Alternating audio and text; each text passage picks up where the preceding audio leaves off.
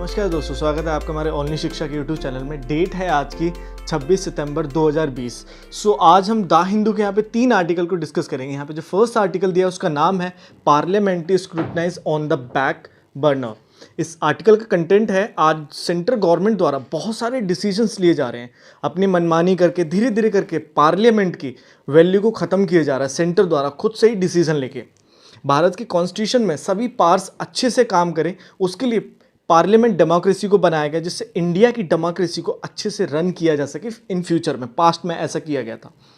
Parliamentary decision को इसलिए adopt किया गया भारत में जिससे बैलेंसिंग पावर हो, जिससे रन किया जाए रिप्रेजेंटेटिव्स द्वारा, पार्लियामेंट के मेंबर्स द्वारा, जिससे इंडिया की गवर्नमेंट के एक्शंस को परखा जा सके और अकाउंटेबिलिटी की जा सके। बोला जाता है कि पार्लियामेंट में मेंबर्स द्वारा पब्लिक इंटरेस्ट, पब्लिक इश्यूज पर काम किया जाता है, जिससे स्ट्रेंथ हो पब्लिक ट्रस्ट और गवर्नमेंट द्वारा लाई गई जितनी पॉलिसीज, इश्यूज, प्रोग्राम उन सभी को जांचा जा सके पार्लियामेंट द्वारा। पार्लियामेंट में कॉन्स्टिट्यूशन असेंबली बनाई गई सेंटर स्टेट्स पर और लेजिस्लेचर को स्टेट्स पर, जो की इंस्टीट्यूशन है पार्लियामेंट डेमोक्रेसी की, जिनके द्वारा पार्लियामेंट की नींव को रखा जाता है। और जो स्टेट विधानसभा होती है उसके लार्ज नंबर ऑफ मेंबर्स होते हैं, लेकिन पार्लियामेंट में जिनकी कोई परमानेंट इंस्टीट्यूशंस नहीं होती है, जिनको ये कि वो सिर्फ 5 साल के लिए आते हैं जितना उनका टाइम पीरियड होता है, लेकिन जो अपर हाउस होता है, जो राज्यसभा होती है, उसमें वो परमानेंट मेंबर्स होते हैं, उनपे वो धीरे धीरे करके रिटायर्ड होते रहते हैं। लेकिन ये जो विधानसभा और लोकसभा है, इनमें ये लालच होता है कि अगर ये इनकी थोड़ी सी अप्रोच अच्छी बन जाएगी तो ये ऊपर पहुंच पाएंगे। आगे बोला जाता है पार्लियामेंट में ये हाउसेस लोकसभा और राज्यसभा बनाने के साथ में कमेटीज़ का संगठन भी किया गया, जिनके द्वारा बहुत सारे कार्य किए जाते हैं। उन कमेटीज़ द्वारा पार्लियामेंट के हित में इन कमेटीज़ द्वारा दोनों हाउसेस के द्वारा लाए गए बिल्स, पॉलिसीज़, प्रोग्राम को जांच पड़ताल की जाती है। उनमें आई कमियों को पूरा किया जाता है, जिससे रूल्स को अच्छे से बनाया जा सके और गवर्नमेंट द्वारा जितने भी कार्य होते हैं, प्रोजेक्ट्स होते हैं, उन पर सारी नज़र होती है कमेटीज़ की, जिससे पब्लिक को अच्छे से बेनिफिट हो। कुछ कमिटीज़ एस्टिमेट, जैसे कि कुछ कमिटीज़ एस्टिमेट कमिटीज़ और पब्लिक अकाउंट कमिटीज़, जिन्हें पास्ट में बनाया गया था, जिनके द्वारा उनके सौंपे हुए कार्य को निपुणता से किया जाता था। लेकिन जो एग्जीक्यूटिव पावर्स गवर्नमेंट जो इन कमेटीज़ के साथ अपनी प्रोजेक्ट्स की जांच पड़ताल नहीं चाहती है, वे उन पार्टीज़ द्वारा हमेशा ही डिमांड की जाती है कि इन कमेटीज़ को काम ना सौंपा जाए, जांच ना की जाए प्रोजेक्ट के लिए, ताकि गवर्नमेंट द्वारा मनमानी कर सकें, जिसके लिए कई बार इन कमेटीज से प्रोजेक्ट की जांच करते ही मना कर दी जाती है पार्लियामेंट में गवर्नमेंट के द्वारा। लेकिन ये कमेटीज ऑटोनोमस बॉडीज होती हैं जो दोनों हाउसेस के कार्य को अच्छे से नापती हैं, जिनका कार्य है कि उनके हाउसेस द्वारा लाए गए गवर्नमेंट द्वारा बनाए रूल्स, लॉ को अच्छे से देखें ताकि उन्हें अच्छे से इम्प्लीमेंट किया जा सके। और भी अन्य कमेटीज़ हैं राज्यसभा और लोकसभा की, जिनके द्वारा ऑटोनोमस काम किए जाते हैं, लेकिन इनका कोई भी लिंक नहीं होता पब्लिक से, इनका कोई भी रिप्रेजेंटेशन डायरेक्टली नहीं होता पब्लिक के साथ में। यह एक कह सकते हैं कि इनफॉर्मल कोड कहा जाता है इन कमेटीज़ पर, क्योंकि जिनके द्वारा जांच पड़ताल होती है पार्लियामेंट में, लेकिन कोई भी आइडेंटिफिकेशन नहीं होती पार्लियामेंट के दायरे के बाहर इन कमेटीज़ की। इस कमेटीज़ के मेंबर्स भी ये मेंबर्स ऑफ हाउस ही होते हैं, जिनके द्वारा कभी कभार एक्सपर्ट एडवाइस और पब्लिक ओपिनियंस भी लिए जाते हैं। लेकिन जो गवर्नमेंट होती है उनके द्वारा हमेशा ही इन कमेटीज़ को कुछ समझा ही नहीं जाता और ना ही कोई एडवाइस लेना चाहते हैं अपनी पॉलिसीज, रूल्स को बनाते समय गवर्नमेंट द्वारा। इन कमेटीज़ को 2 पार्ट्स में बनाया जाता है। फर्स्ट, स्टैंडिंग कमेटी, जिसे हर साल बनाया जाता है, जो रेगुलर बेसिस पर काम करती है, जिसका वैलिड टाइम सिर्फ 1 साल का होता है। हर 1 साल के बाद इन कमेटीज़ को दोबारा से रीयूनाइटेड किया जाता है। और जो सेकंड कमेटी का जो पार्ट है उसका नाम होता है एड हॉक कमेटी। इन कमेटीज़ को बनाया जाता है, ज़्यादा ज़रूरत पड़ने पर, काम होते ही इन कमेटीज़ को डिसॉल्व कर दिया जाता है, मीन्स कि ख़त्म कर दिया जाता है। इन सेलेक्ट कमेटीज़ और जॉइंट सेलेक्ट कमेटीज़ द्वारा भी जांच की जाती है बिल्स की बड़ी बारीकी से, और जिसके बारे में रिपोर्ट पार्लियामेंट को दी जाती है। आगे बोला जाता है इन कमेटीज़ द्वारा रूटीन बेसिस पर कार्य किए जाते हैं पार्लियामेंट सिस्टम में इंडिया में। लेकिन इन कमेटीज़ को जब ऑफिसर्स द्वारा बनाया गया था, उन्हें अपनी लीडरशिप को ख़त्म करना पड़ा था इन सब चेंजेस के लिए, इन सब इनोवेशंस को लाने के लिए, क्योंकि जो चेयरमैन है ना राज्यसभा के, वाइस प्रेसिडेंट ऑफ इंडिया, उनके द्वारा ज़्यादातर सपोर्ट किया जाता है गवर्नमेंट को, जिससे ये कमेटीज़ और अच्छे से काम नहीं कर पाती है। और लोकसभा में इसके कुछ मेंबर्स द्वारा इस चीज़ को सपोर्ट नहीं किया गया था, जिसके लिए बहुत ज़्यादा प्रोटेस्ट भी हुआ था। ये इसकी सबसे बड़ी खामी है पार्लियामेंट में इस कमेटी के लिए। और 1993 में जो 17 कमेटीज़ थी भारत में, उन्हें 24 कमेटीज़ में तब्दील कर दिया गया था पार्लियामेंट में। डिपार्टमेंट रिलेटेड स्टैंडिंग कमेटी को बनाया गया, दोनों हाउसेस के मेंबर्स को ज्वाइन करके पॉलिटिकल पार्टीज़ के प्रपोर्शन और स्ट्रेंथ पर। ये पार्लियामेंट की कमेटीज़ इंटर रिलेटेड डिपार्टमेंट और मिनिस्टर से बनी होती है, जिनका कार्य होता है बिल्स को एग्जामिन करना अच्छे से, जिनके द्वारा एनुअल रिपोर्ट्स को बनाया जाता है और उन्हीं कमेटीज़ द्वारा लॉन्ग टर्म प्लान्स और रिपोर्ट को भी जांचा जाता है पार्लियामेंट में। आगे बोला जाता है कि इन कमेटीज़ की एडवाइस को स्टैंडिंग कमेटी और एडहॉक कमेटी द्वारा दिया जाता है, लेकिन धीरे धीरे करके इनके कार्य को ख़त्म व इनकी नींव को ख़त्म किया जा रहा है पार्लियामेंट में। पास्ट में कुछ सालों से PRS इंडिया डेटा के अनुसार शो किया जाता है कि पहले 14 लोकसभा में 2004 और 2009 तक में वे कार्यकाल में कांग्रेस गवर्नमेंट के 60% तक बिल को, और 15वीं लोकसभा 2009 से 2014 तक के कार्यकाल में 71% तक बिल्स की जांच की जाती थी स्टैंडिंग कमेटी द्वारा। लेकिन सेंटर में गवर्नमेंट आज चेंज हुई है बीजेपी की, जिसके कारण आज 27% ही बिल्स को बहुत कम रेट पे चेकिंग की जाती है इन सब चीज़ों पे। आज सेंटर गवर्नमेंट द्वारा नज़रअंदाज किया जाता है इन कमेटीज़ को अपने बिल की जांच के लिए। ना तो वे इन बिल्स को सेलेक्ट कमेटीज़ और ना ही जॉइंट पार्लियामेंट्री कमेटीज़ को देना चाहते हैं।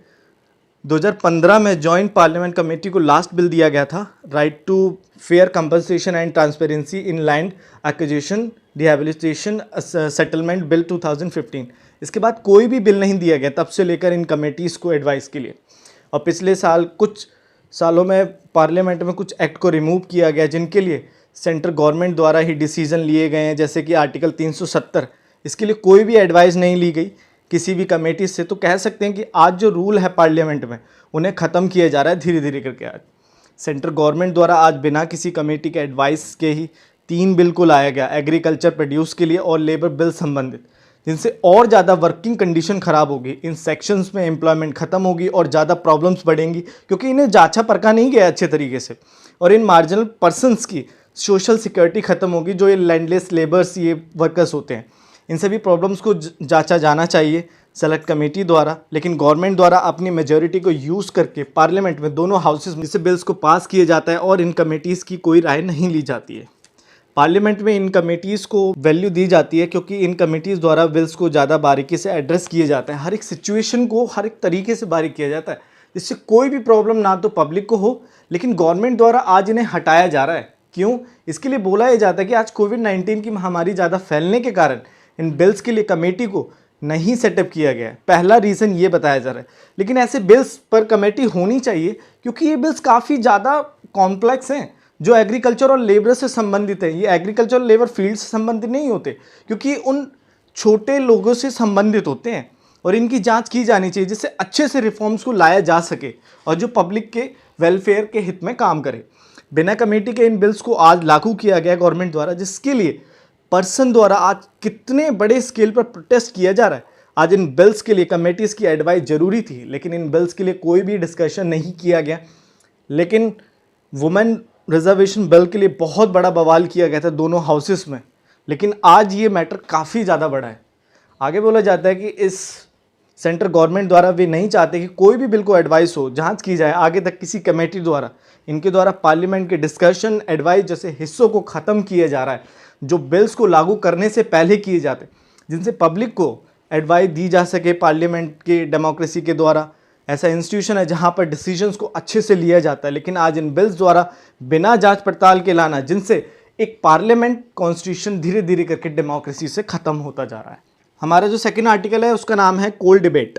इस आर्टिकल का कंटेस्ट है लेबर लॉज। इस आर्टिकल में बोला जा रहा है कि अभी 3 लेबर लॉज को अमेंड किया गया है, कि मीन्स इन 3 लेबर लॉज से जो अलग अलग लेबर लॉज हैं उन्हें जॉइंट करके रिफॉर्म किया गया है। इन कोड्स को पार्लियामेंट के दोनों हाउसेज द्वारा पास किया गया, जिसमें बहुत कम डिसीजन हुआ, बहुत कम राय ली गई दोनों हाउसेज में, और जिसमें उन लेबर कोड्स को लाते वक्त ओपोजिशन का पार्टिसिपेशन नहीं था। इन लेबर लॉज से industrial relation law, social security law और occupational safety, health and working condition 2020 को लाया गया।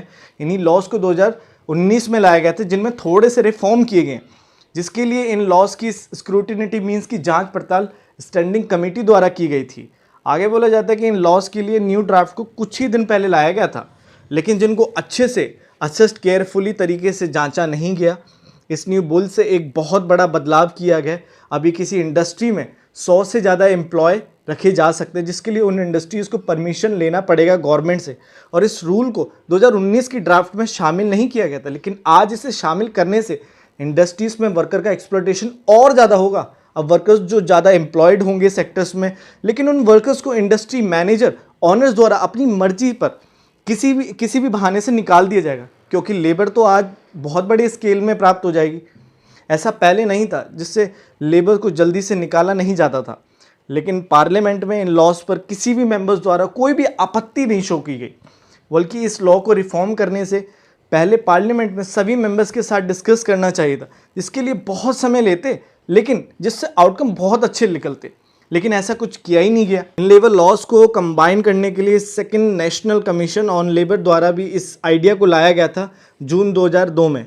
इन लेबर लॉज से होना ये चाहिए कि इकोनॉमी एक्टिविटी को इंक्रीज़ किया जाए, लेकिन कोई गलत प्रभाव ना हो वर्कर के हित में।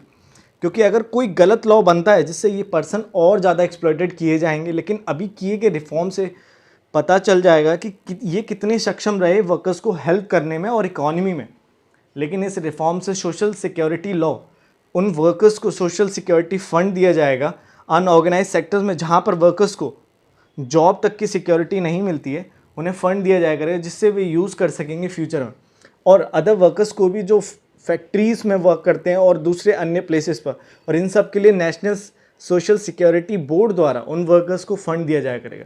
लेकिन इस रिफॉर्म द्वारा इन लॉस में से जिसमें उन वर्कर को ऑक्यूपेशनल हेल्थ सेफ्टी नहीं मिलेगी उन फैक्ट्रीज से, जिससे उनकी वर्किंग कंडीशन और ज़्यादा ख़राब होगी। क्योंकि आज गवर्नमेंट द्वारा उन्हीं जगहों को फैक्ट्री माना जाएगा जहाँ पर 20 से लेकर 40 लोग एम्प्लॉय होंगे। पहले लॉस के अनुसार 10 से वर्कर जहाँ काम करते 10 से 20 तक उन्हें फैक्ट्री माना जाता है। लेकिन अब इन वर्कर्स का एक्सप्लॉयटेशन और ज़्यादा होगा, ना तो इन्हें सेफ्टी दी जाएगी वर्किंग प्लेसेस पर और ना ही जॉब की कोई सिक्योरिटी प्राप्त होगी। क्योंकि अब एक जगह पर 40 वर्कर होंगे जहाँ किसी को भी कभी भी निकाल दिया जा सकता है।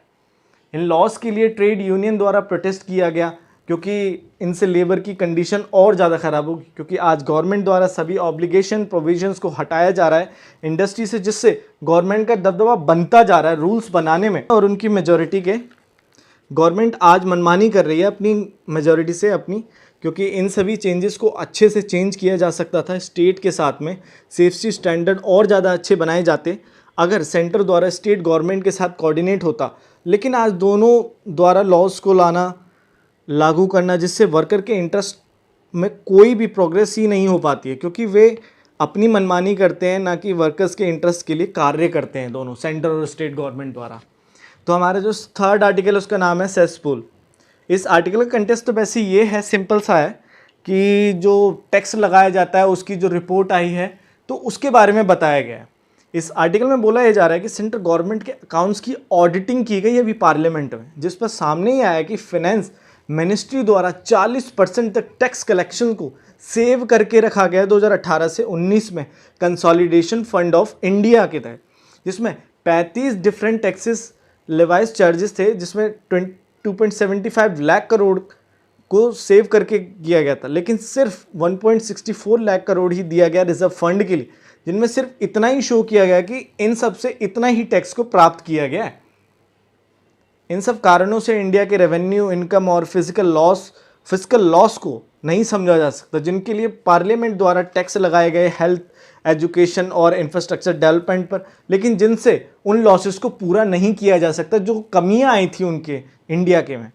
ऐसा नहीं कि इसके लिए controller auditor general of India द्वारा बहुत बार अपील की गई फाइनेंस मिनिस्ट्री से अच्छे एक्शन लेने के लिए, इस लॉस को रोकने के लिए। पिछले 10 सालों में 1.2 लाख करोड़ का टैक्स को कलेक्टेड किया गया क्रूड ऑयल पर, लेकिन जिसे ट्रांसफ़र नहीं किया गया ऑयल इंडस्ट्री डेवलपमेंट बॉडी को, जिससे इन इंडस्ट्रीज़ को फिनेंस किया जाए, जिससे कि डेवलपमेंट हो। बहुत सारे टैक्सेस को कलेक्टेड किया गया एडिशनल एक्सरसाइज ड्यूटीज़ लगाकर पेट्रोल और डीजल पर, लेकिन जिन्हें यूज़ किया जाना चाहिए था इंफ्रास्ट्रक्चर को बनाने में, लेकिन उन्हें सेव करके रखा गया है कंसोलिडेटेड फंड ऑफ इंडिया में अभी भी।